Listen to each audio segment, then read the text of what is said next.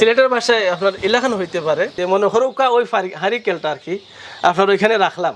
ওইখানে যখন আপনার তাপমাত্রা বেশি হয়ে যাইব তো আপনার এখান থেকে আমরা উঠাই নিব, তো উঠাই আপনার ওইখান থেকে আপনার ওই যে ডিমটা এটা পরিবর্তন করে নিবো আমরা ওইখানে 2 ঘন্টা পরে পরে এইগুলো পরিবর্তন করবো। তো এখানে আমরা 15 দিন রাখবো, বাকি 15 দিন আমরা বেটে রাখবো, ওইখান থেকে আপনার বাচ্চা উঠবো আর কি। আগে তো মানুষ এটা বুঝতো না যে এটা যে এত লাভবান, যেমন আমাদের কিচ্ছু ছিল না, আমি নিজেও এক মসজিদে ইমামতি করি, এক মাদ্রাসার প্রধান শিক্ষক, তাছাড়াও পাশাপাশি আমি এটা করতেছি। আমি একজন জীর্ণশীর্ণ ব্যক্তি ছিলাম, কিন্তু ওই ব্যবসা করার পর থেকে আল্লাহ তাআলা অনেকটা বাড়ায় দিছে, আল্লাহ তাআলার কাছে শুকরিয়া, আলহামদুলিল্লাহ। আসসালামু আলাইকুম দর্শক বন্ধুরা, কেমন আছেন সবাই? দেশ এবং দেশের বাইরে যে যেখান থেকে আমাদের আজকের এই প্রতিবেদন দেখতেছেন সকলকে স্বাগত জানিয়ে শুরু করছি আমাদের সাফল্য কথার নতুন আরেকটি পর্ব। দর্শক বন্ধুরা, আজকে চলে আসছি নেত্রকোনা জেলার মদন থানার কুটিরকোনা গ্রামে হযরত শাহজালাল রহমতুল্লাহ আলাই হাঁসের খামারে। এই খামারের যিনি উদ্যোক্তা তিনি হচ্ছেন সাইফুল ইসলাম। তিনি একজন মাদ্রাসার প্রধান শিক্ষক, পাশাপাশি একটি মসজিদের খতিব। তিনি তার কর্মজীবনে পড়াশোনা করেছেন হযরত শাহজালাল রহমতুল্লাহ আলাই মাদ্রাসা থেকে। সেখান থেকে কোরআন এবং হাদিসের উপর শিক্ষা অর্জন করে পরবর্তীতে তাদের এলাকায় যে তুষ হারিকেন পদ্ধতিতে বাচ্চা উৎপাদন হতো বা হাঁস লালন পালন হয়, সেই পেশাটাকে কর্ম হিসেবে বেছে নিয়েছেন। হাঁস পালনের প্রথম পর্যায়ে তুষ হারিকেন পদ্ধতিতে কিভাবে হাঁসের ডিম থেকে বাচ্চা ফুটানো হয় এই বিষয়গুলো জানার চেষ্টা করবো। চলুন শুরু করা যাক।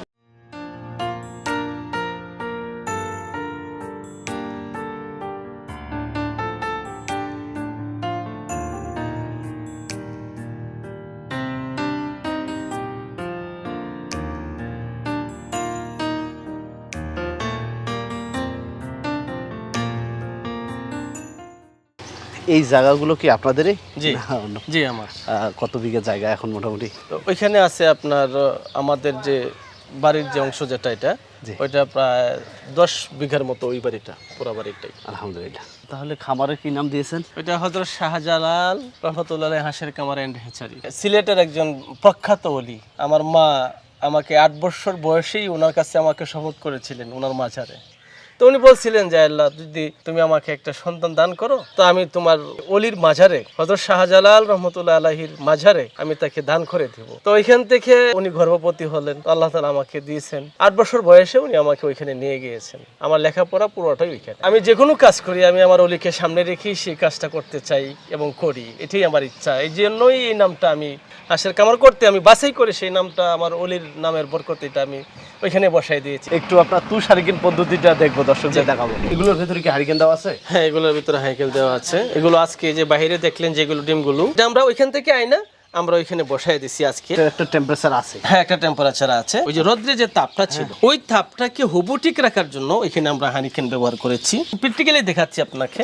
ওইটা আমরা পৃথক করে নিলাম। এখন ওইটা 2 ঘন্টা পর পর এটা পরিবর্তন করতে হয়। যেমন ওই দেখুন আমি কিভাবে করতেছি। ওইখান থেকে নিয়ে ওইটা কিন্তু ওই সাইডে ছিল, তো ওই সাইডটা এখন ঘুরাই দিতে হবে। এই যে ওই সাইডটা এখন ঘুরাইতে হবে। ওইটা ওই সাইডে ছিল, এটা ওই সাইডে চলে যাবে। ওইটার সাইডটা ওইদিকে লাগা ছিল, এখন ওই সাইড চলে যাবে। ওইভাবে আমরা এগুলা 2 ঘন্টা পর পর পরিবর্তন করি। আবার এটা এখানে আসবে, আবার হারিকেন হারিকেনটা জি এইভাবে 2 ঘন্টা পর পর 2 ঘন্টা পর পর এখানে থাকবে 15 দিন। 15 দিন পরে আবার ওই যে বেটে চলে যাবে। এই ডিমের থলি দিয়ে দিয়েছেন না? এই থলিতে কয়টি ডিম আছে? ওইটার মধ্যে আপনার 35টা ডিম আছে। 35টা। এইভাবে কয়টা করে থলি দেওয়া যায়? ওইখানে একটার মধ্যে আপনার 25টা দেওয়া যেতে পারে। 25টা? জি। এটা কি দিয়ে বানাইছেন এই পুরো সেটআপটা? ওইটা হলো আপনার ওই নিচে যে দেখতেছেন ওইটা হলো মাটি। মাটি? হ্যাঁ, এই গোবর আর মাটি দিয়ে উপর দিয়ে লেপ দেওয়া হয়েছে। আর নিচটা থেকে কিন্তু নিচে আছে আপনার তুষ, যার কারণে এটা নামকরণ হচ্ছে তুষ। তুষ ও হারিকেন। আচ্ছা। এখানে তো প্রচুর ডিম দেখতে পাচ্ছি। এখানে কতগুলো করে ডিম আছে এই বেডগুলোতে? একটার মধ্যে 15,000 এই বেডটার মধ্যে। এই যে এত ডিম কোথা থেকে আসতেছে? আমাদের যে নিজস্ব হাঁস যেগুলো আছে ওইখান থেকে আমরা সেই ডিমগুলো সংগ্রহ করি, কারণ বিভিন্ন জায়গা থেকে সংগ্রহ করলে আপনি সেটা পারবেন না। এগুলোর মধ্যে আপনার এই মেডিসিন ব্যবহার করতে হয়, তাছাড়া সেই ডিমটাকে আপনার পরিষ্কার পরিচ্ছন্ন রাখতে হয়। দেখছেন তো ডিমটা কত পরিষ্কার। এই জন্য আপনি যেখান থেকে সেখান থেকে ডিম নিয়ে আপনি হেচিং করতে পারবেন না। আমাদের খামার থেকে আনি ডিমটা, আনার পরে আমরা ডিমটা বাছাই করি। কিভাবে বাছাই করেন, কেন বাছাই করেন? বাছাই করি, কোনোটা ছোট হয়, আবার কোনোটা ডিম আপনার দেখা গেছে বেশি ময়লা হয়ে গেছে, এই জন্য আমরা সেগুলো বাছাই করে ফেলি। বাছাই করে যেগুলো বসানোর উপযোগী সেগুলো আমরা রোদে দিয়ে দিই। সেই সময়টা থেকে শুরু জাত আলাদা করা যায় বা বোঝা যায় কোন হাঁসের কোন ডিম? জি, বোঝা যায়। ওই যে ডিমটা, ওইটার কালার কি আলাদা বোঝা যাচ্ছে আপনার কাছে? জি জি। ওইটা হচ্ছে আপনার জেন্ডিং। আরেকটা ডিম আপনাকে দেখাচ্ছি। এটার চেয়ে এটা পরিবর্তন, এটা কি বুঝতে পারছেন আপনি? ওইটার নাম হচ্ছে খাকি কিমবেন। আচ্ছা, আরেকটা দিই আপনাকে। যে 2টা ডিম নিয়েছি সেই ডিম থেকে কি কিছু পরিবর্তন বোঝা গেছে আপনার কাছে? ওইটা হলো ইন্ডিয়ান ডানা। আরো দেখাই, 3টে ডিম আমি রেখেছি, ওইটার চেয়ে ওইটা পরিবর্তন। যে এটা আমরাই চেনা সম্ভব। এটা হলো আপনার ব্ল্যাক ফুল। এই সাইজটা কি একটু লম্বা হয়? হ্যাঁ, একটু লম্বা হয়। এই যে ঘরটা দেখেছেন, এরকম আরো 3টে ঘর রয়েছে। একটা ঘরের মধ্যে প্রায় 50-60 লক্ষ ডিমের মতো বসানো আছে এক একটা ঘরের মধ্যে।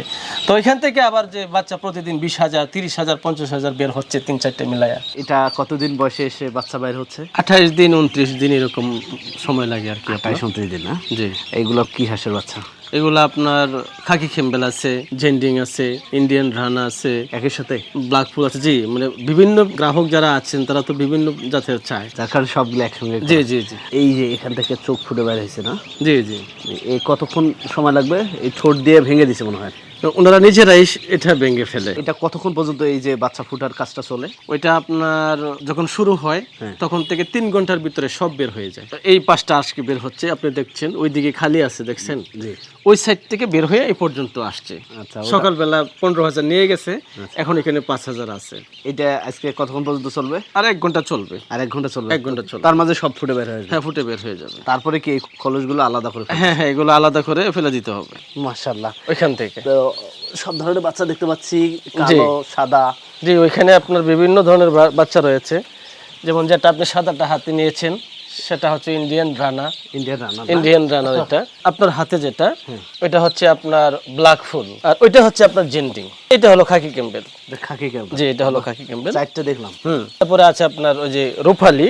এই বাচ্চাগুলোর বয়স কতদিন হয়েছে? ওই বাচ্চাগুলোর বয়স যে আজকে যে ফুটতেছে যেটা, তো অল্প বয়সে এত সাবলীল ভাবে, তার মানে কয়েক ঘন্টা হয়েছে মাত্র? হ্যাঁ, কয়েক ঘন্টা হয়েছে মাত্র। তো এই যে এখানে তো ছেলে মেয়ে বা ওই যে হাসাহাসি থাকে, বাচ্চা অবস্থা বোঝা যায় কি? হ্যাঁ, আমরা এটা বুঝতে পারি। কিভাবে বোঝেন এটা? ওইটা আমরা বোঝার জন্য ওই দেখুন, এই যে লিঙ্গটা দেখা যাচ্ছে, এটা হলো পুরুষ। তাই? এতে কি বাচ্চার কোনো কষ্ট হচ্ছে না? আপনি দেখতেছেন কষ্ট তো একটু হবেই, এটার জন্য আমরা মেডিসিন ব্যবহার করি। তাই? পরে যখন আমরা ওই গ্রাহকদেরকে দিই তখন আমরা বলে দিই যে কি কি ওষুধটা ব্যবহার করলে ওইটার নাভিটা শুকাবে এবং কোন কোন ওষুধ ব্যবহার করলে বাচ্চারা সুস্থ থাকবে। এইভাবে কি প্রত্যেকটা হাঁসের বাচ্চাকে চেক করা হয়? হ্যাঁ হ্যাঁ, এইভাবে আমরা প্রত্যেকটা বাচ্চা চেক করি। আমরা পুরুষ মহিলা সেটাকে বুঝতে পারি। এই যে আপনাকে দেখাইলাম ওইটা হলো পুরুষ, এটা আর ওইটা হচ্ছে মহিলা। এটা মহিলা? এটা মহিলা। ওই দেখুন, এটার মধ্যে কোনো ধরনের পুরুষ লিঙ্গ নাই, দেখা যাচ্ছে না। দেখেন একদম লেভেল। কোন অঞ্চলগুলোতে বেশি পালন? এখানে সারা বাংলাদেশই যাচ্ছে। তাই? আলহামদুলিল্লাহ। জি, আগে তো মানুষ এটা বুঝতো না যে এটা যে এত লাভবান। যেমন আমাদের কিচ্ছু ছিল না। আমি নিজেও এক মসজিদে ইমামতি করি, এক মাদ্রাসার প্রধান শিক্ষক। তাছাড়াও পাশাপাশি আমি এটা করতেছি। আমি একজন জীর্ণশীর্ণ ব্যক্তি ছিলাম, কিন্তু ওই ব্যবসা করার পর থেকে আল্লাহ তাআলা অনেকটা বাড়ায় দিছে। আল্লাহ তাআলার কাছে শুকরিয়া। আলহামদুলিল্লাহ। 99 থেকে আমি যখন ছাত্র ছিলাম, তো আমার যে বড় ভাই ছিলেন উনি সর্বপ্রথম সেটা এই আবিষ্কার করেছিলেন। ওনার ওসিলায় আজকে আমরা এগুলো পেয়েছি। আজকে লক্ষ লক্ষ ডিম সেখানে বসানো আছে, লক্ষ লক্ষ বাচ্চা সেখান থেকে যাচ্ছে। আমি যখন শুরু করেছি তা ওই ভাইয়ের ওইটা ধরে রাখতে গিয়ে আমিও 1000 ডিম দিয়ে শুরু করেছিলাম, যে দেখি আমি কতটুকু আগাইতে পারি। তো এরকম 1000 ডিম দিয়া আস্তে আস্তে আস্তে আস্তে আপনার ডেভেলপ হয়ে আজকে লক্ষ লক্ষ ডিম আপনি নিজের চোখে দেখেছেন। আচ্ছা, পড়াশোনা তো করলেন মাদ্রাসা লাইনে। জি। তো তার পরবর্তীতে কখনো কি মনে হয় না যে কোনো একটা পেশায় যাব? না, এমনি আপনার ওই যে মাদ্রাসার পাশাপাশি তো মসজিদে ইমামতি করি। জি। ওই মাদ্রাসা থেকে আপনার বাচ্চারা কালেমা শিখছে, এখান থেকে আপনার নামাজ কালাম রোজা এগুলো শিখতেছে। ওইখানে আমি কিছু পাইলাম, আমার থেকে কিছু পাইলো, আর মসজিদে ওইখানে মুসল্লিরা আমার থেকে কিছু পাইলো আর আমি তাদের থেকে কিছু পেলাম। তো ওইটা ধরে রাখে চিন্তা করলাম যে এরই পাশাপাশি যদি আমি হেচিংটাকে কর্মচারী দ্বারা ধরে রাখি তাহলে দেখা যাবে যে এখান থেকেও আমার একটা ইনভেস্ট আসবে। তো আলহামদুলিল্লাহ ওইটা করাতে মাশাআল্লাহ। আগে তো আপনার ওই যে 5 ওয়াক্ত নামাজটা পড়াইতাম, এখন আর 5 ওয়াক্ত নামাজ পড়াই না, শুধুমাত্র জুমার নামাজটা পড়াই। সিলেটে কত বছর ছিলেন? সিলেটে ছিলাম আপনার দীর্ঘ 20 বছর। 20 বছর? দীর্ঘ 20 বছর। তাহলে তো সেখানকার চলাফেরা কথাবার্তা সবকিছুই রপ্ত হয়ে গেছে। ওনাদের সাথে মোটামুটি আমার একটা আত্মার সম্পর্ক, কারণ তাদের সাথে আপনার ওই খাওয়া দাওয়া কথা বলছেন নি তাদের কথা। আচ্ছা, তাহলে দর্শকদের আমরা একটু আপনার এই সেই সিলেটের ভাষায় একটু দর্শকদের শোনাতে চাই। যদি সিলেটের ভাষায় বলতেন যে সারিকেন পদ্ধতিতে কি, কেন আমরা এই পদ্ধতিতে বাচ্চা ফুটাবো, এটি কতটা লাভজনক, যদি সিলেটের ভাষায় বলতেন। সিলেটের ভাষায় আপনার এলাকান হইতে পারে যে মনে হরৌকা ওই হারিকেলটা আর কি আপনার ওইখানে রাখলাম। ওইখানে যখন আপনার তাপমাত্রা বেশি হয়ে যাইব তো আপনার এখান থেকে আমরা উঠাই নিব। তো উঠাই আপনার ওইখান থেকে আপনার ওই যে ডিমটা এটা পরিবর্তন করে নিবো আমরা। ওইখানে 2 ঘন্টা পরে পরে এইগুলো পরিবর্তন করবো। তো এখানে আমরা 15 দিন রাখবো, বাকি 15 দিন আমরা বেটে রাখবো, ওইখান থেকে আপনার বাচ্চা উঠবো আর কি। দর্শক ভাই হচ্ছে সিলেটের ভাষাও রপ্ত করে ফেলছে। এখানে কি হচ্ছে? এটা হাউস না, এটা হলো আপনার বোর্ডিং সিস্টেম যেটা ওই যে আজকে রাখা হয়েছে আর কি এগুলো। এখানে কতগুলো বাচ্চা ব্রুডিং করা যায়? ওইখানে আপনার 5,000 বাচ্চা বোর্ডিং করা যায়। অনেকে আছে যে বলে যে ভাইজান আমরা ছোট বাচ্চাটা নিয়ে বোর্ডিং করা আমাদের পক্ষে সম্ভব হবে না, যেহেতু আমরা সেইটার ব্যাপারটা জানি না, তো আপনারা বোর্ডিং করে দিলে ভালো হয়। এগুলো কিন্তু যা দেখতেছেন সেগুলো অর্ডার করা। কি ট্রিটমেন্ট করতে হবে পরিবহনের পরে যখন বাচ্চাটা নামাবে? যখন আপনার বাচ্চাটা নামাবে তখন শুধুমাত্র আপনার লাইসোবিট পানিটা যেটা ব্যবহার করবে, অথবা এনার্জি প্লাস পানিটা দিবে নামানোর পরে। এরপরে আপনার আধা ঘন্টা পরে আপনি এই যে নারিশ স্টার্টার অথবা RRP স্টার্টার। পানি খাওয়া যাবে কি? জি, পানি খাওয়াইতে হবে, পানি তো আগে খাওয়াইতে হবে। আচ্ছা আচ্ছা। এই বাচ্চাগুলো আপনারা কতদিন পর্যন্ত ডেলিভারি বা বিক্রি করতে মানে পারবেন? প্রতিদিন যেটা আসে সেটার অর্ডার থাকে, আমাদের একটা সিরিয়াল থাকে, ওই সিরিয়াল অনুযায়ী বাচ্চা ওঠে, এই সিরিয়াল অনুযায়ী প্রতিদিনই সেল হয়ে যাচ্ছে। আমরা এগুলো বোর্ডিং করে ওনাদেরকে দিয়ে দিব। ব্রুডিংটা আসলে কিভাবে করতে হয়, বা এই সময়টাতে টেম্পারেচার কেমন থাকা দরকার, এর কোনো ভ্যাকসিনেশন বা খাদ্যটা কি হওয়া উচিত, এই বিষয়গুলো থেকে আমাদের বলবেন। যে আমরা যখন বাচ্চাটা বোর্ডিং করব, যেমন 500 বাচ্চার জন্য বা 1000 বাচ্চার জন্য 10 ফিট বাই 10 ফিট জায়গা লাগবে। 10 ফিট বাই 10 ফিট জায়গার মধ্যে 1000 বাচ্চার একটা বোর্ডিং। তো আমরা বোর্ডিংটা কেমনে করব? সর্বপ্রথম যেটা দরকার, বাচ্চারা যখন আপনার কাছ থেকে পৌঁছবে, ওইটার প্রাথমিক অবস্থা হলো যে প্রাথমিক অবস্থায় আপনার যে ওষুধগুলোর প্রয়োজন, এর মধ্যে 3টার নাম আমি বলতেছি। প্রথম দিন থেকে 3 দিন পর্যন্ত লাইসোবিট, এনার্জি প্লাস, এই 2টা ওষুধ ব্যবহার করা যেতে পারে। আর 3 দিন পর থেকে আরো 3টে ওষুধ ব্যবহার করবেন, সেটা হলো সিপ্রোএবেট বা এটিভেট হইতে পারে অ্যান্টিবায়োটিকের মধ্যে, বা রেনামক্স হইতে পারে এর মধ্যে একটা, সিপ্রোসলফ হতে পারে এর মধ্যে একটা। আর 2 নম্বরটা হচ্ছে আপনার থায়াভিন বা থায়ামিক্স আরপি এরকম হতে পারে, তাছাড়া নাফা ফাসবে। ওই 3টে ওষুধ। প্রথম নম্বর যে ওষুধটা ব্যবহার করবে 2টা লাইসোবিট এবং এনার্জি প্লাস। পানির সাথে 1000 বাচ্চার জন্য আপনার মিলি হিসাবে ব্যবহার করতে হবে 100 মিলি, অথবা যদি লাইসোবিট হয় তাহলে 50 মিলি। 50 মিলি আপনার 1000 বাচ্চার জন্য। ওই পানিটা দেওয়ার পরে বাচ্চাটা চতুর্দিকে ঘুরবে আর ভিজে পড়বে। এই জন্য ভিজা থেকে বাঁচার জন্য ওই যে সুতি কাপড়টা দেখছেন, ওইটা দিয়ে পেঁচাই দিলে, পানিটার মধ্যে দিয়ে দিলে এখান থেকে শুষে পানি খাবে। এটা খেয়াল রাখতে হবে। বাচ্চারা জ্বর হতে চাবে, জ্বরটাকে ভেঙে দিতে হবে। তারপরে এভাবে 3 দিন পরে আপনি অ্যান্টিবায়োটিক ব্যবহার করতে হবে।